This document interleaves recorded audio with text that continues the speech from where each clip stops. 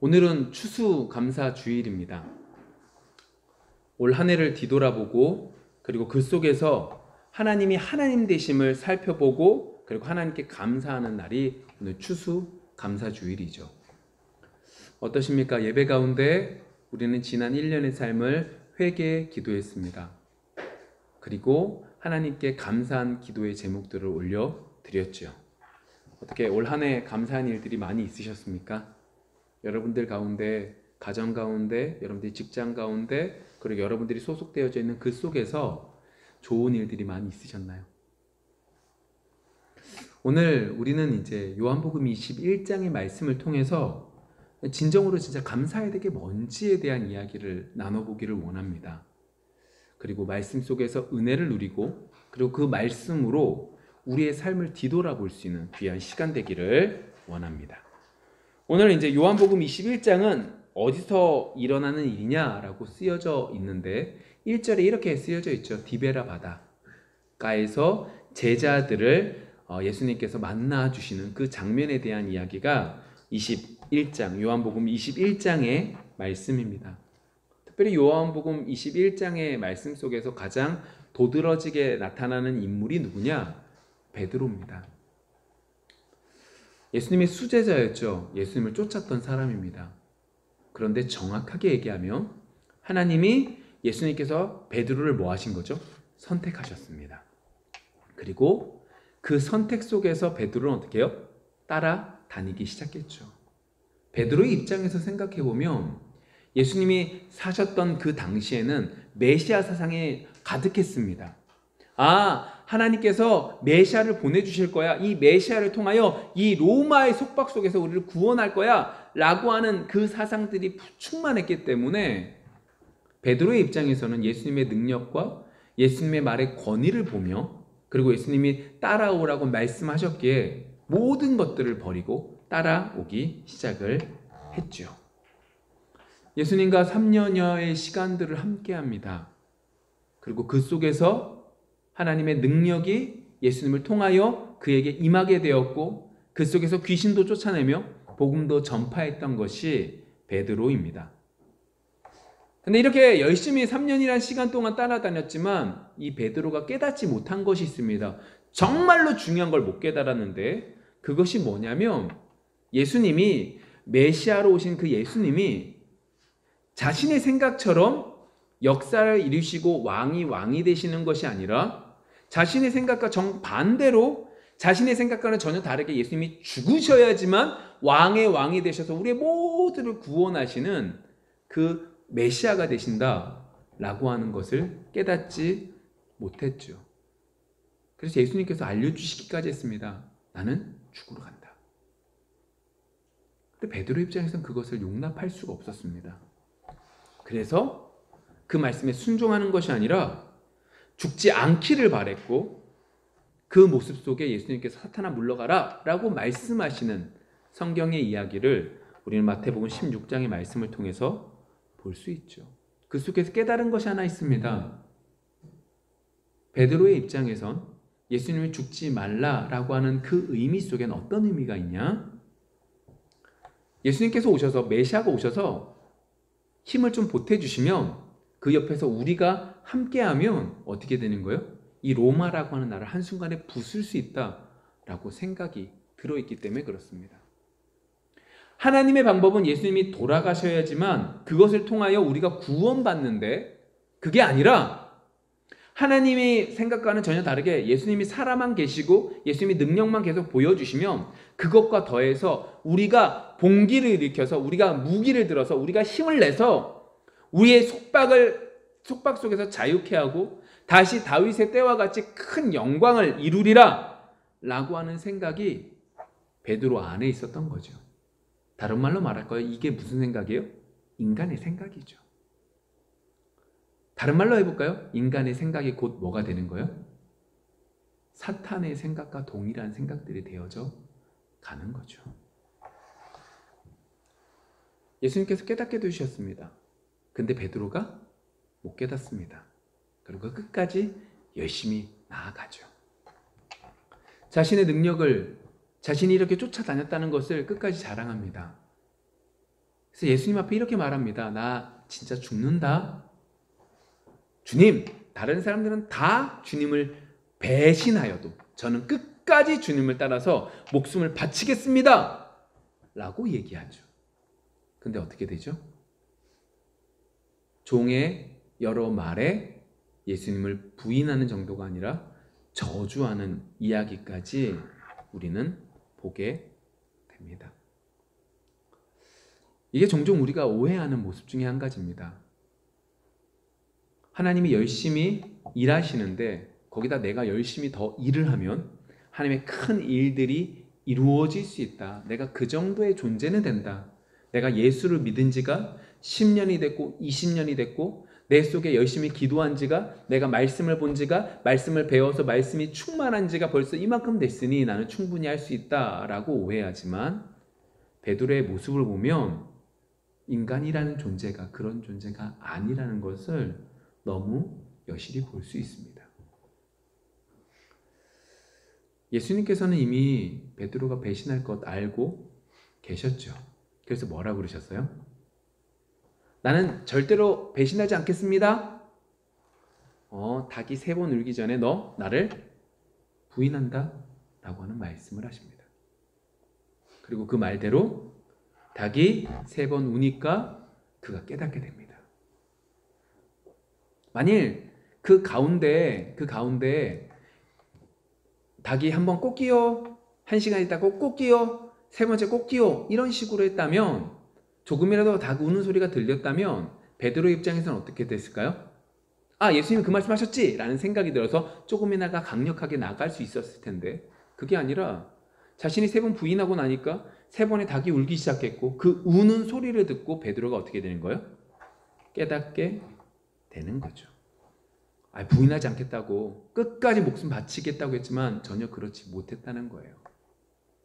오늘 추수감사주일이잖아요. 1년의 삶을 뒤돌아본 거잖아요. 여러분 감사의 제목들을 쓰시라고 했고 감사의 제목들을 한번 생각해 보자고 했잖아요. 하나님께 감사합니다라고 고백하자고 했잖아요. 근데 베드로의 입장에선 자신이 지금 모든 걸 걸고 예수님을 쫓은 거거든요. 제가 지금까지 얘기했던 그 모든 것들을 보면 이제 베드로는 뭐 아니면 도예요.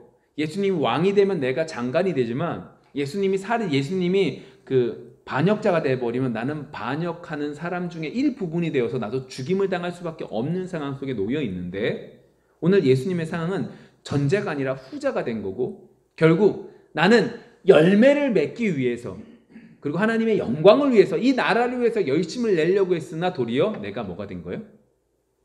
반역자가 되어버린 상황이 된 거죠.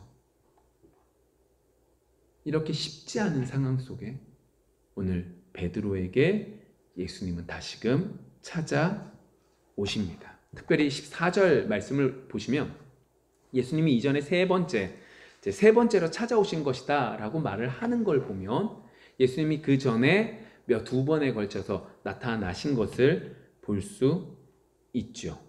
근데 그렇게 3번째 나타나시는 그 장면 속에 베드로가 어디로 가냐면 디베라 바다로 갑니다. 그러니까 갈릴리 호수로 갔다고요. 예수님이 살아난 것을 분명히 봤다고요. 그것도 1번도 아니고 2번 봤다고요. 불가능한 곳에서 봤다고요.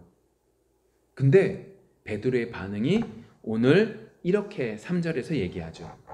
시몬 베드로가 나는 물고기 잡으러 가노라 하니 그들이 우리도 함께 가겠다 하고 나가서 배에 올랐으나 그날 밤에 아무것도 잡지 못하였더라. 또 못하였더니 예수님의 부활을 보았어요. 근데 다시금 물고기 잡으러 가는 상황 속에 놓였다고요. 이 말은 단순한 얘기가 아니에요. 배가 고파서 야 오늘 저녁에 좀 고기 좀 잡아서 내일 고기 좀 많이 먹자의 의미가 아니에요. 내 원래 가지고 있었던 본업 물고기 잡는 것으로 돌아가자의 의미예요. 단순히 그냥 낚시 한번 하자가 아니라 어부가 되어서 정말로 어부가 되어서 그 모든 걸 다시금 잡자라고 하는 얘기를 하는 거죠. 무슨 얘기예요? 예수님께서 부활하셨지만 그래서 너무너무 기쁘지만 예수님이 부활하신 것이 나에게 새 희망을 줬지만 나는 뭐 하겠다? 다시금 원래 있는 자리로 돌아가겠다. 제자로서의 삶을 포기하는 거죠. 그런데 이때 오늘 성경의 이야기인 예수님께서 나타나십니다. 그리고 아무것도 못 잡는 그 고기들을 저곳에 그물을 던지라는 말씀 속에 우리가 잘 알고 있는 153마리의, 그러니까 피레미 같은 걸 말하는 게 아니에요. 정말로 괜찮은 물고기 153마리를 잡는 이야기가 오늘 이야기죠. 대부분 추수감사주의라면 감사에 대한 얘기를 해야 되잖아요. 근데 오늘 이 말씀은 감사의 내용과는 전혀 다른 것 같아요. 근데 오늘 이 말씀을 하나님 앞에 우리가 정말로 감사의 제목들을 찾기 위해서 이 말씀을 보는 것인데, 이 말씀 속에서 더불어서 좀 보여야 될 것이 있습니다. 그것이 뭐냐? 누가복음 5장입니다. 누가복음 5장은 예수님께서 베드로를 부르시는 장면이에요. 오늘 성경의 이야기와 비슷합니다. 밤이 새도록 물고기를 잡았지만 아무것도 못 잡죠. 근데 예수님께서 베드로에게 저기 깊은 데로 가서 그물을 던져라 라고 하는 말씀을 들으니 어떻게 되는 거예요? 정말로 많은 물고기를 잡습니다. 와, 하루 공치는 줄 알았는데 한순간에 고기를 정말 많이 잡은 거예요, 베드로의 입장에서. 근데 베드로의 반응이 뭐예요? 와, 내가 이제 오늘 풍족하게 먹겠습니다 라고 말하는 게 아니라 뭐라 그래요?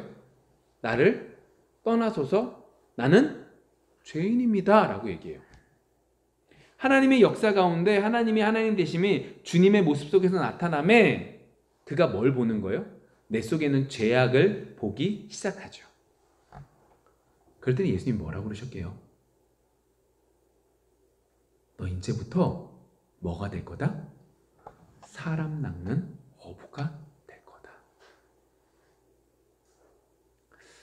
예수님께서 베드로를 부르실 때 베드로는 뭐로 이미 어떠한 목적으로 사용하실 것이다 라고 정하셨어요? 사람 낚는 어부로 만들기를 원하셨던 거죠. 베드로의 입장에서 정말로 하나님이 원하시는 열매는 뭐예요? 사람 낚는 어부가 하나님 보시기에 원하시는 열매가 되는 거죠. 무슨 얘기예요? 지금 베드로의 입장에선 자신이 열심을 다했거든요.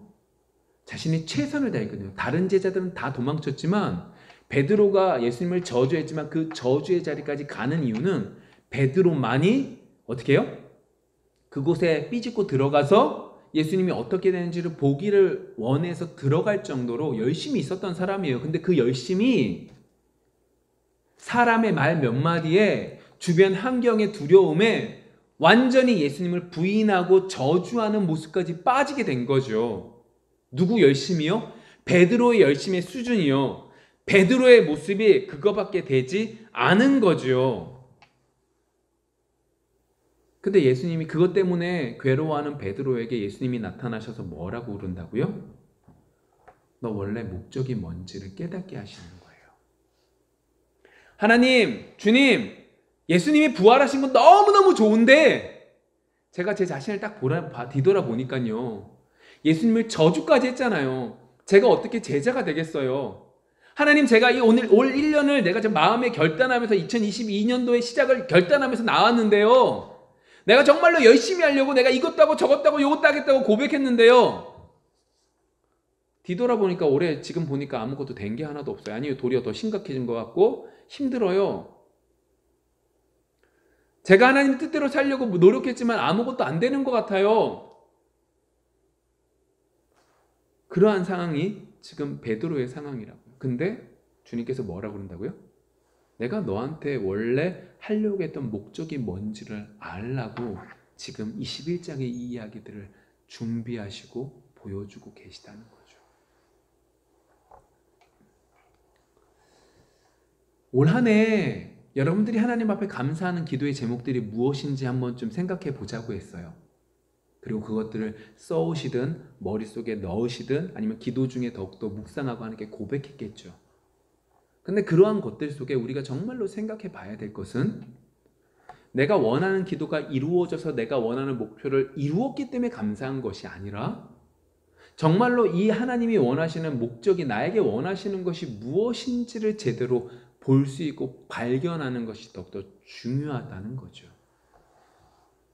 반대로 내가 올 한 해 동안 이루고자 한 것들이 아무것도 이루어지지 않았어요. 올 한 해는 완전히 망친 것 같아요. 맞아요. 눈앞에 보이는 건 아무것도 없죠. 근데 그 가운데 하나님이 나에게 원하시는 것을 내가 올 한 해 이루었는지를 뒤돌아보는 여러분들이 되어지기를 원해요. 눈에 보이는 건 아무것도 없지만 많은 열매를, 주님이 원하시는 열매를 많이 맺을 수도 있는 것이고, 내가 눈에 보이는 것이 정말로 많이 이루었지만 하나님이 원하시는 것은 전혀 이루지 않고 하나님을 떠나가고 있을 수 있다는 거죠. 여러분, 오늘 추수감사주일 1년을 뒤돌아보면 감사하는 이 날, 우리의 모습 속에 하나님이 기뻐하신 열매를 맺어가고 있는지, 아니면 내가 원하는 열매를 하나님의 이름을 들먹이며 맺고 있는지 뒤돌아보기를 원합니다. 요즘 우리 교회적으로 하나님이 주시는 것이 믿음이라고 하는 것도 우리가 할 수 있는 것이 아님을 말씀하고 계신다면, 분명하게 우리에게 하나님이 원하시는 것이 무엇인지는 분명히 우리가 알고 있다고 생각해요. 그 가운데 얼마나 주님이 원하시는 것들을 발견하고 있는지 뒤돌아보기를 원합니다. 저는 다시 본문으로 좀 돌아가 볼게요. 3번 부인했잖아요. 근데 그러한 사람에게, 그러한 베드로에게 예수님은 다시금 찾아오십니다. 그런데 베드로는 어떻게 해요? 물고기를 잡으러 갔죠. 근데 여기서 이제 중요한 건 이거예요. 왜 주님은 그냥 두셨을까요? 이게 무슨 말이냐면, 예수님께서 베드로에게 이렇게도 말씀하시거든요. 야, 사탄이 너를 청구하더라. 너 달라고 하더라. 근데 내가 너를 위해서 기도했다. 미리 기도해 주셨어요. 만일 주님께서 우리를 위해서 기도해 주시지 않았다면, 은혜를 베풀어 주시지 않았다면 베드로는 어떻게 해요? 가룟 유다와 똑같은 모습으로 끝날 수도 있어요. 그런데 주님께서 베드로를 붙잡아 주신 거죠. 은혜를 베풀어 주신 거죠. 그런데도 불구하고 오늘 성경 속에서 보시면 이 베드로가 어디까지 가요? 물고기 잡는 데까지 가요. 이미 2번 나타나셨잖아요. 2번째 나타났을 때 베드로에게 예수님 이렇게만 말씀하시면 돼요. 야, 너 갈릴리로 가지 마. 그 말이 뭐예요? 너 다시금 업으로 돌아가지 마 라고 말씀하신 거잖아요. 그 말씀만 하셨어도 베드로는 어디까지는 안 가요? 디베라 바다까지는 안 가요. 여러분, 갈릴리 바다라고 안 쓰고 호수라고 안 쓰고 디베라 바다라고 쓴 건 의미가 있는 거예요. 다시금 세상으로 돌아갔다는 의미 속에서 그렇게 표현되어져 있거든요. 근데 그러한 내용들 속에서 분명히 예수님께서는 그냥 그를 두셨다고요. 왜 그럴까요? 올 한 해 동안 하나님이 원하시는 열매를 맺게 하나님께서 그냥 우리를 그쪽으로만 인도해 주셨으면 좋겠는데, 때때로 하나님은 그냥 우리를 그냥 두세요. 안 좋은 열매, 하나님이 기뻐하시지 않는 열매를 잔뜩 맺을 때 동안 그냥 두세요. 그리고 그 열매 때문에 힘들어질 때까지 그냥 두시는 거죠. 왜 그런 걸까요? 제가 서론에서 베드로에 대한 이야기와 연결해서 생각해 보세요. 이유는 한 가지예요. 아직 베드로의 마음은 뭐로 가득해요? 내가 할 수 있다라고 하는 것으로 가득해요. 그것이 다만 어려운 문제 때문에 지금 그 충격이 아직 사그라들지 않았기에 그것이 나를 사로잡고 있는 거죠.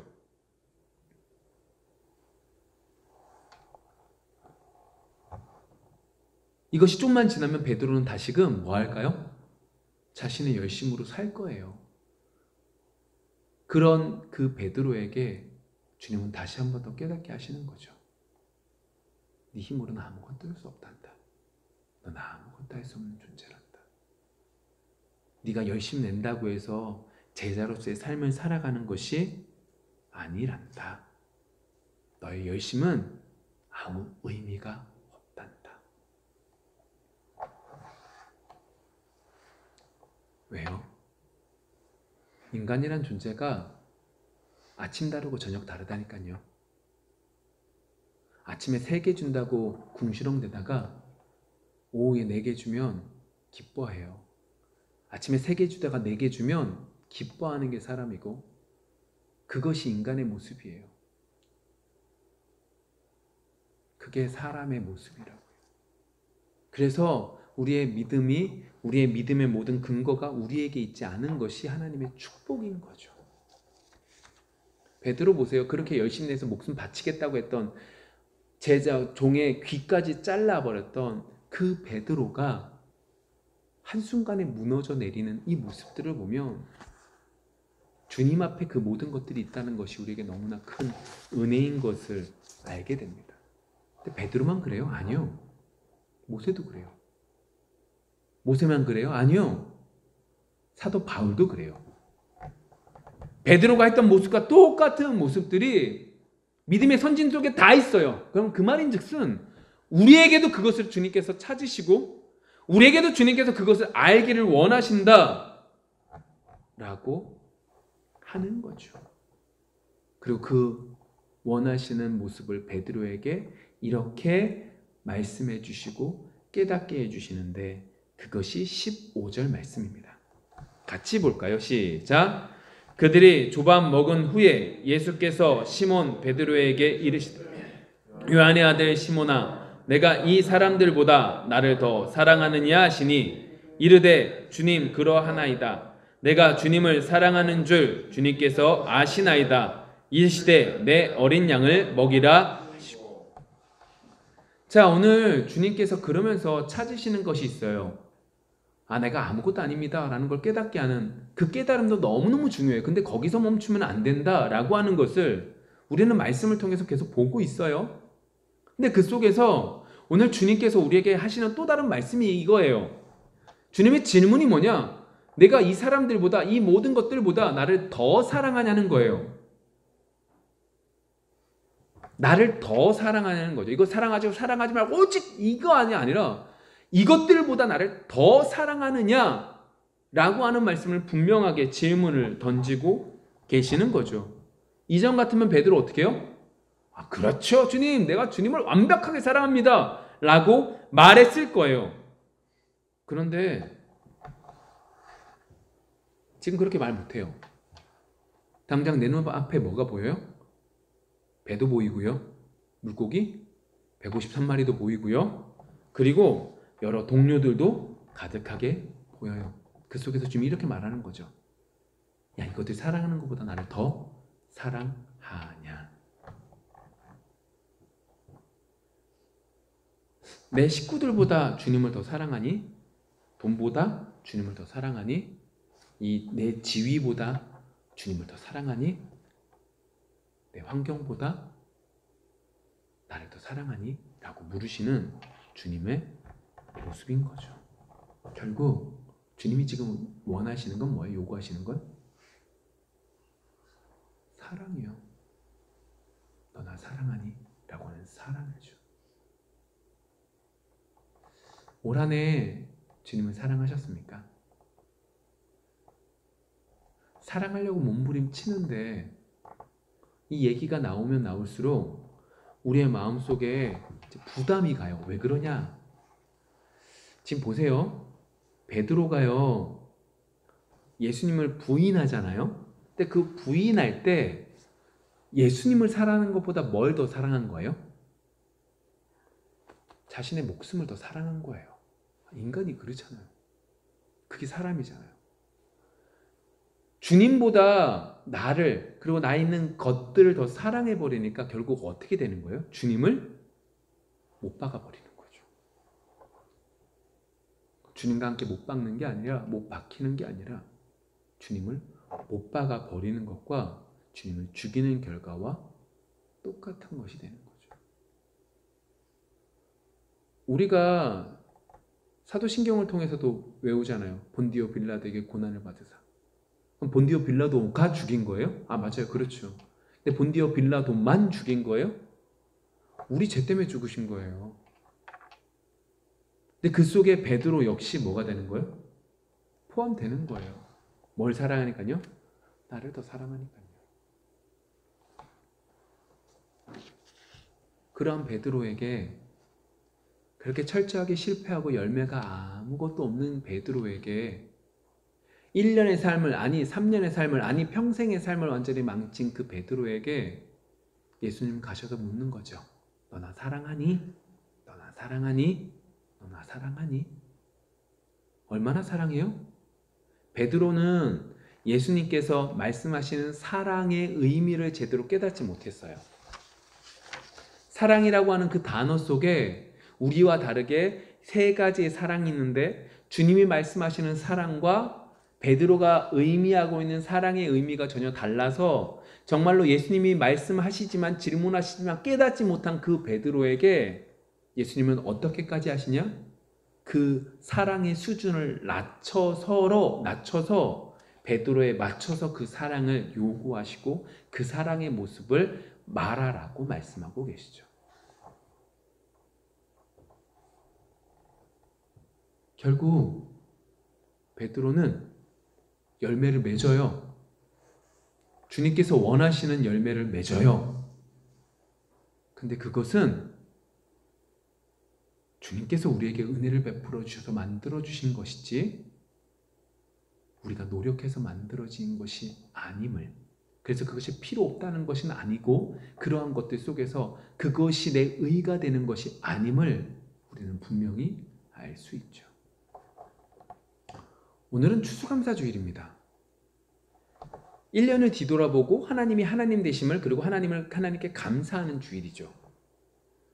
그런데 그 감사의 모습이 어떠십니까? 내가 원하는 목표를 하나님의 이름으로 이루었기에 감사하고 있으십니까? 아니면 나의 정말로 보잘것없는 그 목소리도 응답하시는 정말로 하나님이 하나님 되심은, 그래서 내가 낮아질 수밖에 없는 하나님을 감사하고 계십니까? 오늘 베드로의 모습을 통하여 우리의 모습을 뒤돌아보고 하나님 앞에 감사할 수 있는 이번 한 주가 되어지기를 소망합니다. 기도하겠습니다.